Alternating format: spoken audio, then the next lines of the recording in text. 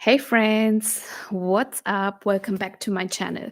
So, if you are showing up consistently, you are marketing your offers, you even have some clients in your program, but you feel like your sales cycle is slow and it is unpredictable, you are in the right place. So, in today's video, I want to talk to you about why your sales suck. Sorry for this language, but it is true. And what you need to do in order to fix it. Because let's be real, if you are not consistently bringing in leads every day and closing sales every single month, you don't have a business that is predictable. You don't have a business.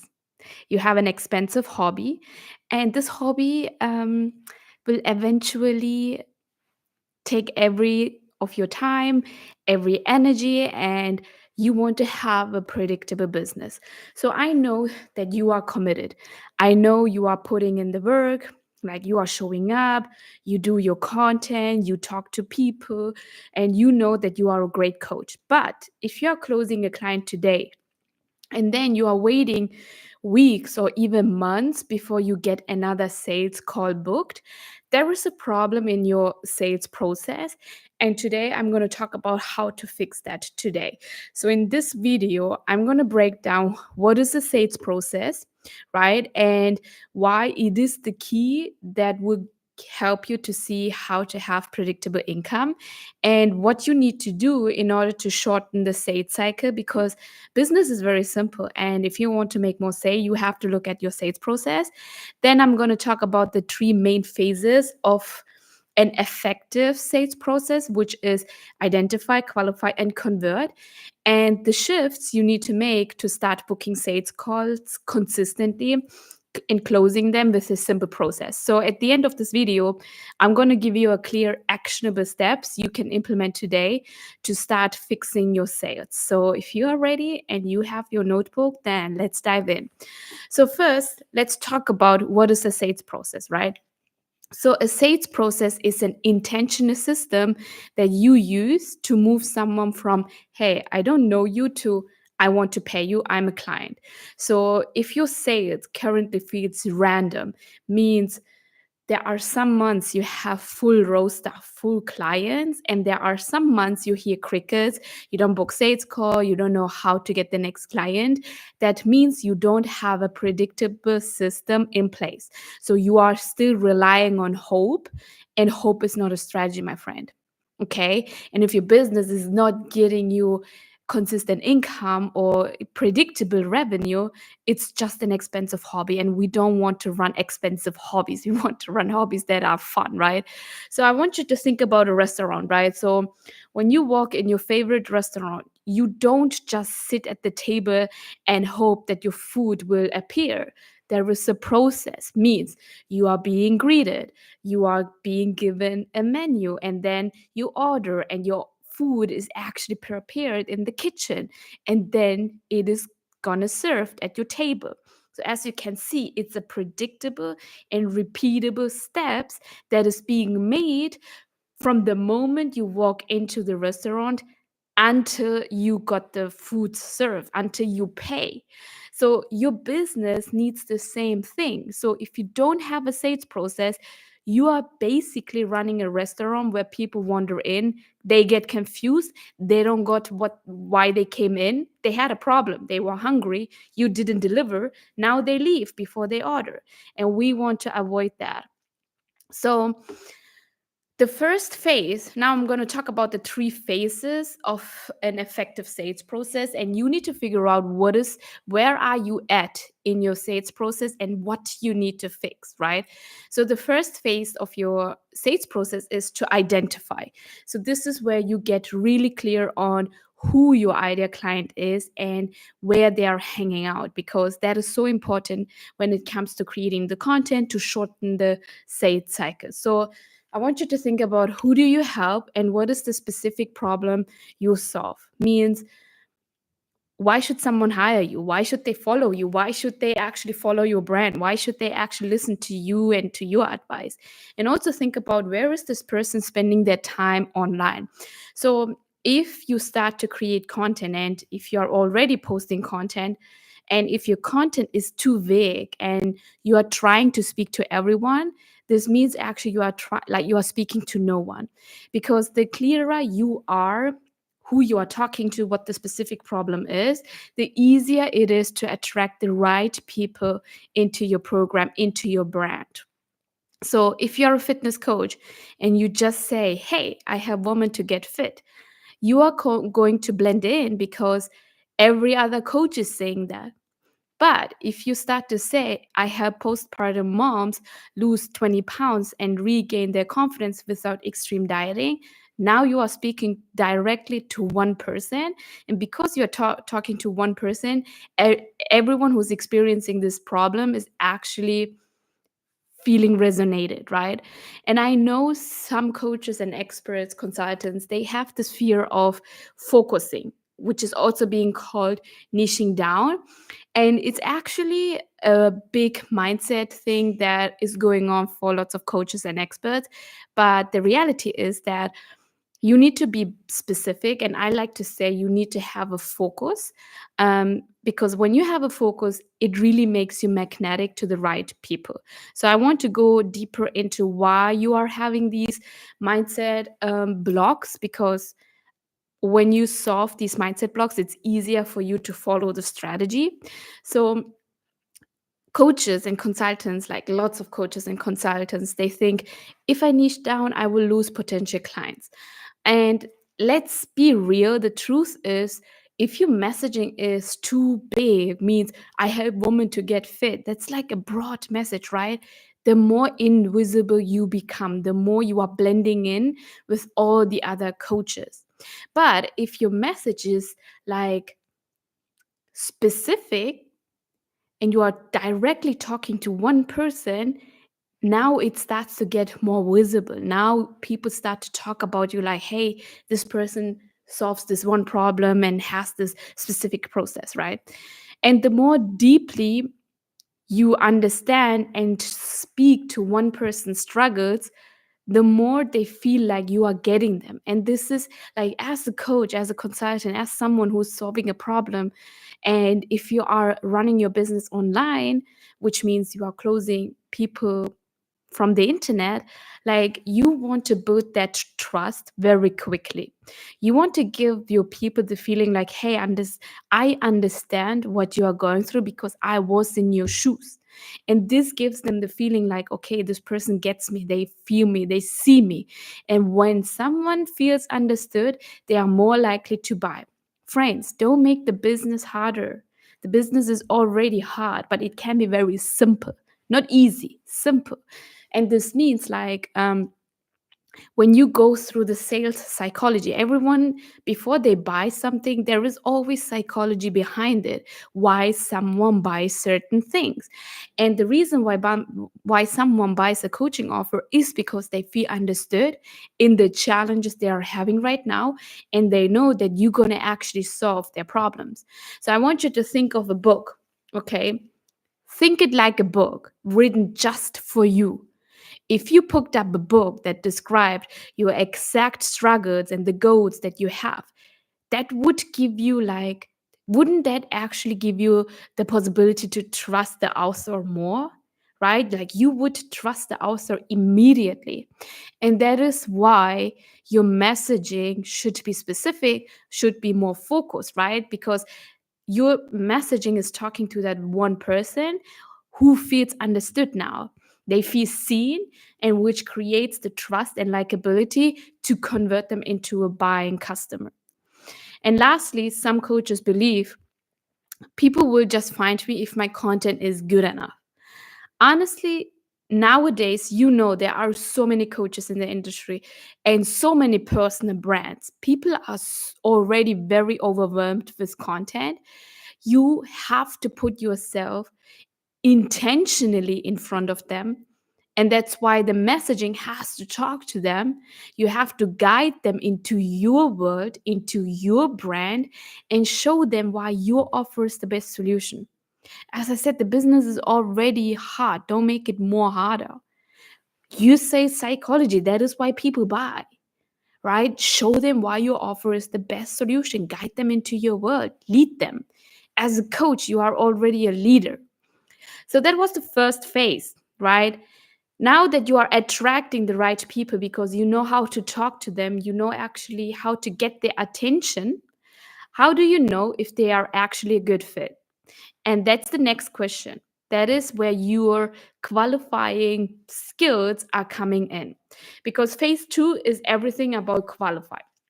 So this means we are starting to filter out who's actually reading or who's actually ready to buy our services. Because let's be honest, not every lead is a good lead. Not all money is good money, my friends. Before someone comes into your coaching package, which is 2K, 5K, 10K, you have to have a screening process, which means you have to answer some questions who are like, are they aware of their that they have a problem? Do they have the means and the willingness to invest in a solution? Do they actually want what you are offering? So this is where most coaches waste their time. They chase after leads who love their content, who like their content, but who never buy. So if you're constantly getting from your people like, I need to think about it, you are an inspiration, then you are talking to people who are not even qualified to get into your offer. And you are now thinking about, oh my God, how can I convert them? These people are not even qualified to get into your program. And I want you to help to think differently in this case, like simply having more leads, more followers, more people in your email list, more people who are, wanting your freebies. Like simply having more leads will actually not have more sales. It will not lead to have more sales. And many coaches, they focus on quantity. They are trying to get as many people as possible into their audience. Like I said, like they want to increase the lead pool in their email list, in their freebies, and thinking that this will help them to naturally lead to having more paying clients. Clients who are willing to pay you 2K, 5K, 10K to solve the problem that they are having. But that is not how it works. And I want to tell you why, because not all leads are equal. Just because someone follows you, likes your content, or even engages with your post, it doesn't mean that they're a good fit for your offer. And that's why you, as the coach, you, as the owner of your coaching company, you need to know what are the qualifiers I need to know before I let someone inside my offers. So some people are just curious, right? Some people are just interested, but they are not ready yet to buy from you. And some people, they don't just see the value in investing. Like I have lots of people who consumes my free content, like my master classes. And I know some leads, they will never get to the point where they will invest 5K, 10K inside my coaching offers because they don't simply see the value in investing. And that's fine for me because I am in the high ticket space, which means I am not trying to close all clients. I'm actually qualifying and I want to close the best clients inside my offers. So more leads can also mean more wasted time. So if you're spending hours talking to people who will never buy, right? Like you are chasing them, you are draining your energy and your focus. So it's better to have fewer clients who are actually ready and willing to invest than having a large audience who isn't even serious to solve their problems, to invest. And quality leads convert faster than and easier, no matter if they are warm or cold. Because if you're attracting people who are already understanding their problems, and they are actively searching for a solution, again, no matter if they are cold or hot, your sales process becomes much smoother. You don't have to convince them that they need help. They already know that they need help. And this is the part that so many coaches are missing. Your leads, they already know that they need the help. And you just need to show them why you are the best person to guide them. So it's so much better to have more quality leads because then you don't even have to think about, oh my god, I need to nurture them, I need to warm up them, because cold leads, you can even close cold leads very fast and very easy when you know how to solve the problem, when you know how to showcase why you are the best person to guide them. So instead of focusing on getting more people into your audience, shift your focus to attracting the right people. And the right people means people who have the problem that you solve and they want the guidance right now. And start to create content that speaks directly to ready to buy clients, right? Like ready buyers, they are ready right now. And those people who are aware, like those people are aware of the problem, they are looking for a solution, and they have the willingness to invest. And the best thing that you can do as a coach in this phase is use qualifying question. Write down when it, like, think about your ideal client and think about someone who is in your offer, and start writing those qualifying questions in your sales process so that you can start filtering out people who are not serious, so you can focus on those who are. So you are not wasting your time, you are not wasting your energy, and you are actually serving the right people inside of your offer. So you can have different solution for this phase. Like, the one thing that you need is just a qualifying system. It doesn't matter how you are doing it. You can have pre-qualifying questions before a sales call, which you can use in the DMs. You can have an application process using Typeform. You can have a clear way to set expectation upfront with your content. So one qualifying system I have is I'm very transparent with the prices of my coaching offer inside my content. So everyone knows inside my content how much my program is. So in that way, I'm not getting someone on a sales call who will give me at the end of the call, I don't have the money, because they already know the price of my program. So now that we have identified and qualified the right leads, right? Now you know, okay, in order to get the right people into my audience, I need to identify who my ideal audience is. Now you know, okay, I need to have a qualification system to actually get filter these people out. Now it's time for the last phase, which is like converting them into paying clients. This is the phase where you're going to make the sale, where you're going to increase your revenue. And this phase is the converting phase. This is where you take that interested, qualified lead and turn them into a yes on the sales call or in the DMs.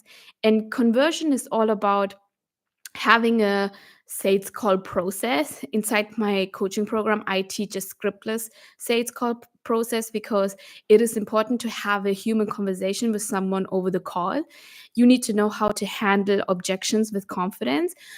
Objections are just questions that your ideal clients are having before they say yes to invest in a four-figure offer, which is totally normal, right? So don't think, oh my God, I'm getting objections, I'm not good at it. No, they just have question. Everyone has a question before they invest 2K, 5K, 10K in an offer. And when you switch your mindset, like, okay, an objection is just a question, you will start to see a whole easiness inside of your body, and you will start to handle those objections with confidence.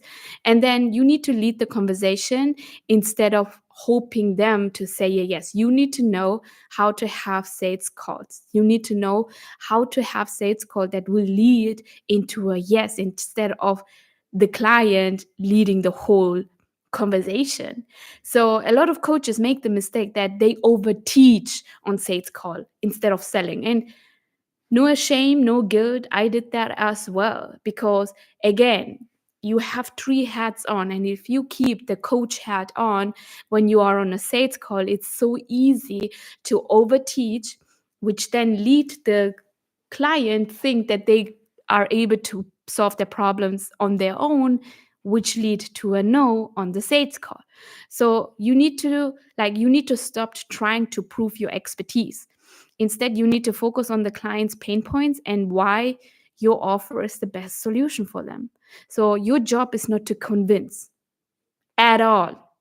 Your job on a sales call is to clarify, and you need to know if the right person wants to buy and that they understand why now is the time to invest in your offer. This is like your sales call is also great for urgency creation. So let me know if you have any question. I hope this is actually very helpful. So um, I lost where I was. But again, the sales call is not about convincing. It's actually helping the client to understand why they need to buy right now, which is the urgency creation. So let's talk about the mindset that a lot of coaches and experts are having. So if you are a woman of color coach, I love serving my woman of color coaches and experts, but any coach, any expert is having these thoughts like, hey, selling is pushy, it's so manipulative, right? If you're having these thoughts, you are not alone. Okay, you are not alone in this process. There are lots of people, I was in there too, until I made this shift in my mind that selling is an act of service. When I sell, when I help someone to solve their problem, that was an act of service. I wanted to help them to go away, to move away from the challenges they are having. So if you keep hesitating to sell, it's because you associate sales with manipulation. And I want you to think about, where is this thought coming from? Because when you genuinely believe that your offer is the best solution, that you are able to change lives, that you are able to give your people the transformation, why wouldn't you sell? Why wouldn't you make more offers? Right? So selling becomes a way of serve. So that's why selling is an act of service, and you need to fall in love with selling. You need, as a business owner, it's your job to sell every single day, right? Next one, if someone says, no, I have failed. This is a conversation I lately had with one of my private clients.